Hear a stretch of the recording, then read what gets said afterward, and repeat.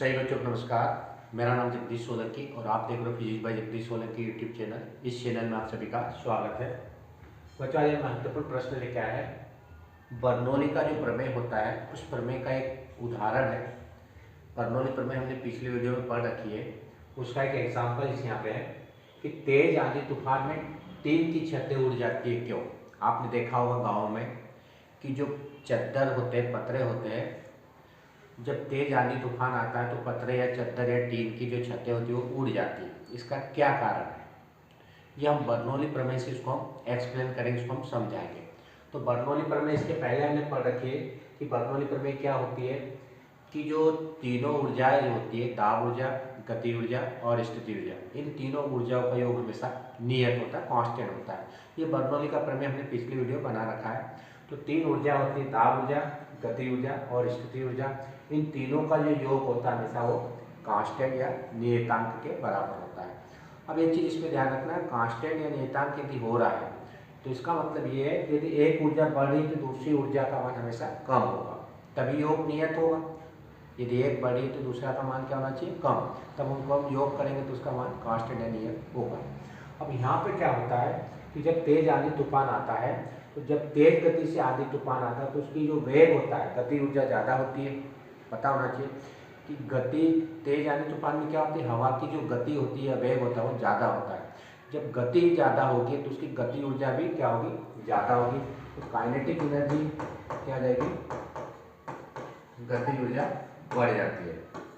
कब, जब तेज आंधी तूफान आता है तब। क्यों बढ़ जाती है, क्योंकि उसका वेग बढ़ जाता है। क्योंकि वेग किस पर निर्भर करता है, गति ऊर्जा किस पर निर्भर करती है, वेग पर निर्भर करती है। गति ऊर्जा का सूत्र हमने पढ़ रखा है, 1/2 mv का वर्ग हो गया। तो जब तेज आंधी तूफान आता है तो जो छत के ऊपर की हवा होती है वो तेज गति से चलती है। इस तेज गति से चलने के कारण से वेग बढ़ जाएगा, वेग बढ़ जाएगी तो उसकी गतिज ऊर्जा बढ़ जाएगी। अब यहाँ पर गतिज ऊर्जा बढ़ रही है तो उसकी दाब ऊर्जा क्या हो जाएगी, कम हो जाएगी। भाई हमने कहा कि एक ऊर्जा यदि बढ़े तो दूसरी ऊर्जा कम होगी, तभी दोनों का योग नियत हो सकता है, कांस्टेंट होगा, ये तो चेंज हो जाएगा। तो यदि गति ऊर्जा क्या हो रही, बढ़ रही है, तो यहाँ की दाब ऊर्जा क्या हो जाएगी, दाब क्या हो जाएगा, यहाँ पर कम हो जाएगा। दाब का मान क्या हो जाएगा, ऊपर कम हो जाएगा। लेकिन अंदर का दाब तो भी उतना ही है, अंदर के दाब में कोई परिवर्तन नहीं होगा।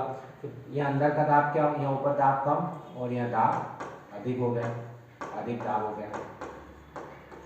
तो अंदर का दाब अधिक होने के कारण से, प्रेशर अधिक होने के कारण से अंदर से ऊपर की ओर क्या लगेगा, फोर्स लगेगा या प्रेशर लगेगा। इसके कारण से, इस फोर्स के कारण से, इस प्रेशर के कारण से जो अंदर से अधिक प्रेशर है, बाहर कम प्रेशर है, इसके कारण से छतें क्या हो जाती है, उड़ जाती है। तो अपने को क्लियर समझ में आना चाहिए कि जब तेज आंधी तूफान आता है तो छत के जो ऊपर जो होता है वहाँ पर द्रव जो हवा होती है उसका वेग बढ़ जाता है, वेग बढ़ने से गति ऊर्जा बढ़ जाएगी। और बर्नौली के प्रमेय के अनुसार जब गति ऊर्जा बढ़ती है तो वहाँ की दाब क्या हो जाता है, कम हो जाता है, दाब ऊर्जा कम हो जाती है। तो यहाँ का प्रेशर कम हो जाएगा, क्योंकि अंदर का प्रेशर तो उतना ही है, यानी यहाँ का कम और यहाँ का ज़्यादा। तो प्रेशर हमेशा क्या करता है, ज़्यादा से कम की ओर धक्का मारता है। जैसे आपने देखा होगा जब बसें दौड़ती है, बसें बहुत तेज़ गति से चलती है, तो उस गति के कारण से वहाँ गति ऊर्जा बढ़ जाती है, गति ऊर्जा बढ़ने से वहाँ दाब ऊर्जा कम हो जाती है, प्रेशर एनर्जी कम हो जाती है उस स्थान की जहाँ से वो निकलती है। तो उसके पीछे कचरा, कागज, धूल के कण, ये सब उसके पीछे दौड़ते हुए दिखते होंगे आपको। धूल के कण है, मिट्टी है, जो भी है, कागज है, कचरा, उसके पीछे जाते हुए दिखते हैं अपने को। इसका क्यों होता है, वो भी बर्नौली का प्रमेय का कारण है कि जब बस तेज गति से चलती है तो वहाँ की गति ऊर्जा बढ़ जाती है, गति ऊर्जा बढ़ने से दाब वहाँ का कम हो जाता है, वहाँ का प्रेशर कम हो जाता है और पीछे का प्रेशर ज़्यादा होता है। तो पीछे का प्रेशर क्या करता है, उस हवा को आगे की ओर धक्का मारता है, जिसके कारण से कागज या धूल के कण दौड़ते हुए या घूमते हुए प्रतीत होते हैं। तो टीन की छत उड़ने का कारण यही है, ये पता होना चाहिए कि क्यों उड़ जाती है। तो स्पष्ट कारण पता होना चाहिए कि दाब बढ़ जाता, दाब का मान ऊपर कम हो जाता है, अंदर का दाब अधिक हो जाता है, अंदर के दाब अधिक होने के कारण से अंदर से ऊपर की ओर प्रेशर लगता है, दबाव पड़ता है, जिसके कारण से छतें जो होती है वो उड़ जाती है। यदि वीडियो आपको अच्छा लगता है तो आप इस चैनल को सब्सक्राइब करें, अपने दोस्तों के साथ वीडियो को शेयर करें और बेल आइकन के बटन को प्रेस करें ताकि आने वाली वीडियो की नोटिफिकेशन आप तक पहुँच जाए। धन्यवाद। जय हिंद, जय भारत, वंदे मातरम।